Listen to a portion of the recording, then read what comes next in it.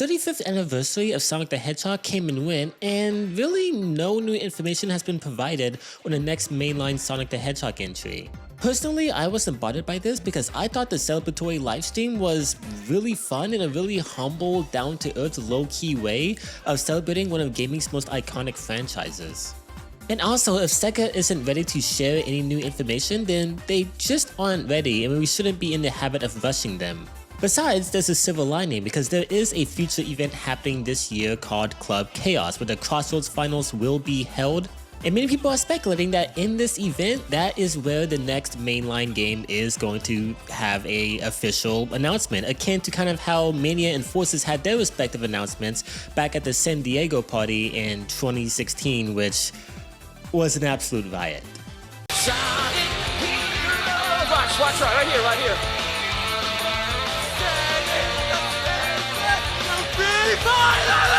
But I think all of this is arbitrary because many people are asking about when the new Sonic game will be announced when we technically already know this, and instead aren't focusing on the important matter at hand, which is what will this new game entail? Will it be an adequate successor to Frontiers, and if so, how will it go about doing that? Well, that's what I want to talk about in this video.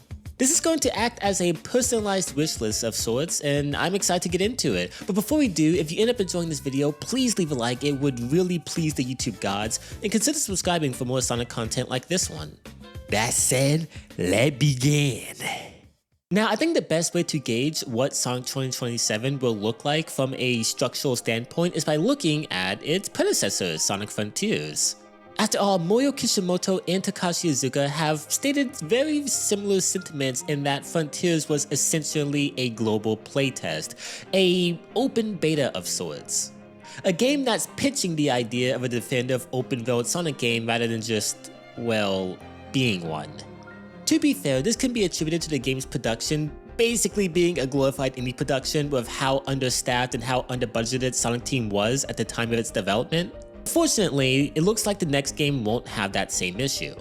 The success of Frontiers, Shadowgens, and just recently Crossroads, compounded by the commercial juggernaut that is the Sonic movies, Sega is investing more and more into this flagship series, so the next game is not going to have the excuse of budgeting concerns or internal hiccups, at least not to the extent that Frontiers had, which means there is nothing stopping Open Zone from reaching its true potential and actually being a fully fleshed out idea.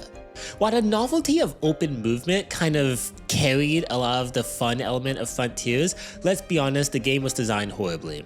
It just was. Aside from Sonic's movement being way less than desirable, the platforming is arguably more automated than Forces, but hid it under the veil of optional player engagement. Challenges were a piece of cake, combat was sorely underbaked, and there really just wasn't a whole lot necessitating player expression.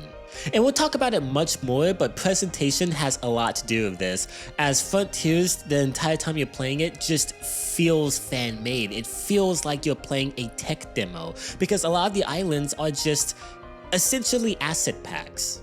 It's sad because the majority of Frontiers gameplay is just floating platforms, springs, dash pads, and grind rails in the sky, and I cannot stress this enough. I just bumped my microphone. I cannot stress this enough. Remove all of these in the next game, because everything I just listed is just part of the overarching issue of automation in Sonic. You have just not really in control of the character, nowhere near to the extent that you were in the earlier 2D titles and even the adventure era. With proper budget and development time, these weird, barren, lifeless sandboxes can instead be sprawling, fully explorable urban locales ripe for naturalistic movement. This will be the first step in dramatically improving Open Zone and, just fleshing out the concept and making it more than a novelty, making it, worth its name.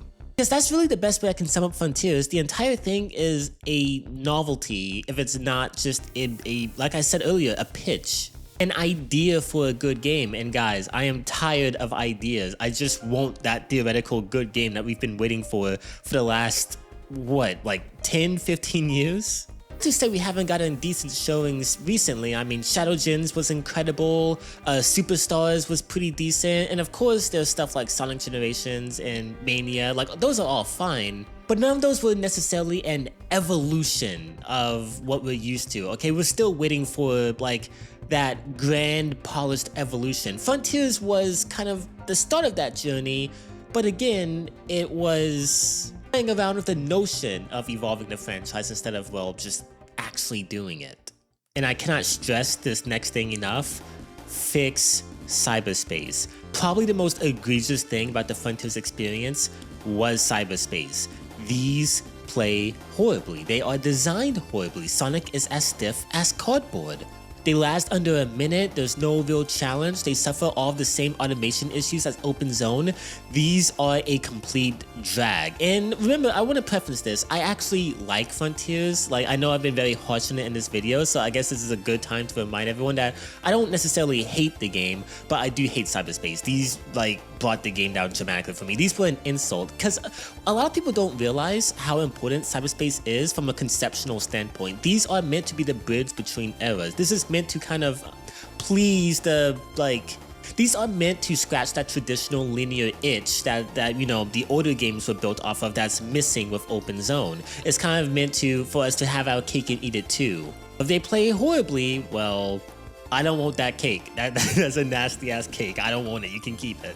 Fortunately, I am very hopeful in this regard, because after Frontiers, we got Shadow Generations, which, man, even though that game isn't perfect, it still has a lot of the same issues as, you know, most modern 3D Sonic titles do. It's not an ideal representation of what this series can be, but when it comes to the boost formula that was, you know, conceptualized and unleashed and polished further in Generations, this is probably the best version of that. Shadow controlled really smoothly, the stages were designed exceptionally well, and they incentivized mastery. There were a lot of neat things you could do with the tech that allowed you to use some really sick shortcuts. Overall, it was just a really solid game. And if cyberspace controlled like this, remember, it doesn't have to be grand, it doesn't have to be incredible, just so long as there's just some fun to be had and it emulates what, you know, is so the thing about the general gameplay loop that we've come to know with at least, you know, pre-Frontiers part of the series, then I'd be happy. I'd be overjoyed. And another thing Shadow Gens does that also gets me more hopeful and optimistic is its polish, particularly in the presentation front.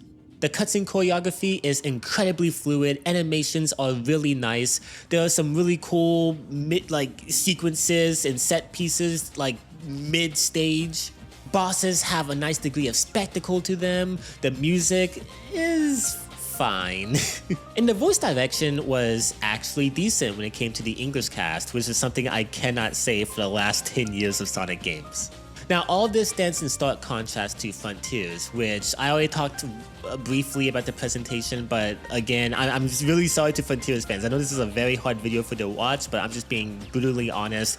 The presentation in Frontiers was absurd. In fact, it was more than absurd. I cannot find a word accurate enough to express just how this is not a 2022 video game. This is a Wii U launch title, and that's being generous. The cutscenes were jank, the graphics weren't really anything to scoff at. Not that graphics make an excellent video game, but still, I mean, just the models, the subpar art direction, and the pop-in. Holy Christ, the pop-in. How was this deemed fit for a launch? Look at what's on the screen right now. How was this deemed fit for a launch? How? Please tell me, how was this deemed fit for a launch? I just don't understand it. I will never understand it, and the people defending this are part of the issue, because it's insane. But like I just expressed, Shadow Gens and even Sonic Racing Crossroads, which utilizes Unreal Engine 5, have been in very crazy noticeable upticks in visual fidelity. And since the next mainline Sonic game won't have to, you know, run on the Switch 1, it's free of that caveat, so hopefully there will be an even bigger noticeable upgrade than the last two entries. Again, budget is no longer an excuse, the Switch 1 is no longer an excuse, understaffing is no longer an excuse. There's no more excuses that can be made for this team. And like, guys, this is Sonic the Hedgehog. This is one of the biggest gaming icons of all time. I know we've been through the trenches recently, but like, Still, we need better outings. Like, look at something like Ratchet and Clank Rift Apart. Like, look at how amazing that game looks in the PS5. And you know what? Screw it. Look at Sly Cooper Thieves in Time. This is a 2013 title released on the PlayStation 3. Nearly a whole decade to Frontier Senior, and yet that animation runs circles around what's going on here. No excuse, they need to do better. And lastly, the last part of this video that I really want to talk about in regards to the next mainline Sonic game has to do with the narrative. And I'm not going to launch into an Ian Flynn debate. Okay, you either love the guy's work or you hate the guy's work. Me personally, I'm not really a fan of his vision for the franchise. I could go into why, but that would just this video's I don't want this video to be too long. It would be completely veering away off topic. I do want to clarify that I respect him as a writer though.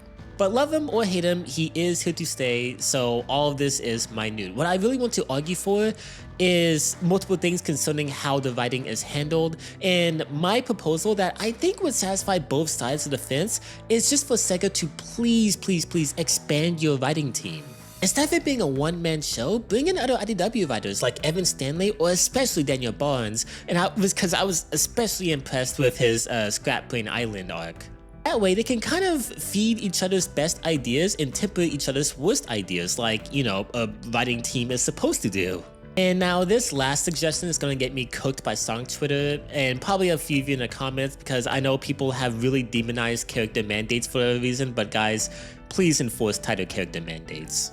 Character mandates are not a Sonic exclusive thing. There are so many other cherished, long-running IPs that have specific rules on what a character is and is not allowed to do. So that way, whenever new writers come along, they, you know, don't veer off the beaten path and tarnish a legacy character like what we saw with Prime Sonic and Movie Sonic. And I know Movie Sonic has his fans, but I think we could at least find common ground in that is just not Game Sonic. Just whatsoever, that is a terrible representation of what Sonic is supposed to be as far as the games is concerned. It's okay to like him as his own character, but adaptation-wise, that's just not who Sonic is, or ever was supposed to be. I don't want to give off the impression that I think Ian Flynn is on the same level of those movie writers or anything. No, Ian Flynn he understands the general gist of how to handle these characters, and a few of them he writes exceptionally. I'm not trying to put him down as a writer. Character mandates just ensure that we don't veer too away from the Japanese characterization and there's more brand synergy, because I'm not sure if a lot of you know this, but the Frontier script is entirely different in Japan. I don't want to go too deep into the rabbit hole, but basically English writers have bastardized these characters. A lot of you will, you know, adhere to that sentiment when it comes to Pontac and Graf's run on the series.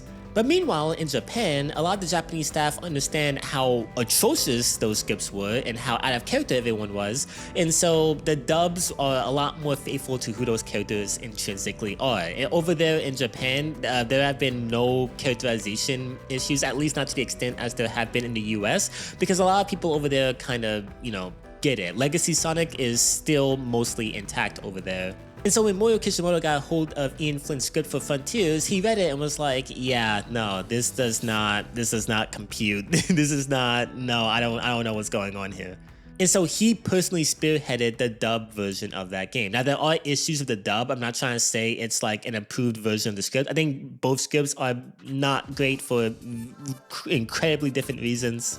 But to avoid an issue like that, I miss the days where like both regional scripts would be the same. Characters would be saying the same stuff that they would in English as they would in Japan, because, you know, localization was pretty accurate. And so again, for both parties to reach a compromise, I think, again, this isn't my most ideal outcome. I'm just trying to be realistic. I think the Japanese scripts should be a faithful translation of what's going on in the English scripts, but to avoid the issue of the English scripts being horribly out of character, what the series is narratively supposed to be, enforce tighter mandates, supervise them more closely, so that way, you know, the English writing team has more feedback. Things aren't just all over the place. I'm pretty sure that this is what happened with Shadow Gens, because both regional versions of those scripts were pretty identical, and if that is the path we're headed in, then I'm happy. Okay, I just won't. I don't want to have to constantly be downloading retranslated mods so I can have a more in character script than what's available to me natively. I just want everything to just be synchronized personally. Really, that about does it for my wish list. And I didn't really say anything too bold or too new. I mean, most of what I said, at least in my opinion, this may sound arrogant, most of what I said, I feel like it's just kind of basic common sense. I mean, like, you know, the open, like, expand open zones from just being tech demos. I feel like that should be a freezing cold take. Switch to Unreal Engine 5. I forgot to really clarify that. I think Crossroads is the best modern looking Sonic game in a while, better than Shadow Gens. Shadow Gens, again, did look good, but I noticed that its colors were kind of muted. I don't know if that was an intentional thing or not. Racing Crossroads looks amazing. If that's how Sonic games are going to look in Unreal Engine 5 just going forward, switch to that. Improve presentation. Just do what Sega's already doing. Like do what you did with Shadow Gens in terms of, you know, like visual polish, but obviously fine-tuned. Get a writing team together. Like again, I didn't really say anything interesting. I feel like most people can not necessarily agree with the way in which I made these points, but agree with these overall points, at least most of them. I am interested. If you don't agree with anything I said, or you do agree, but you'd like to kind of give your own version of it and like fine-tune some ideas, then comment down below what you think. What do you want in the next 3D Sonic game? Comment down below, and I make sure to read everyone and I'll respond to everyone. I am actually genuinely interested to hear what you guys have to say. That said, I hope you guys enjoyed the video, and if you did, leaving a like, again, helps a lot. The algorithm gods will be pleased. Consider subscribing for more content like this. I hope you all have an amazing rest of your day. Peace out.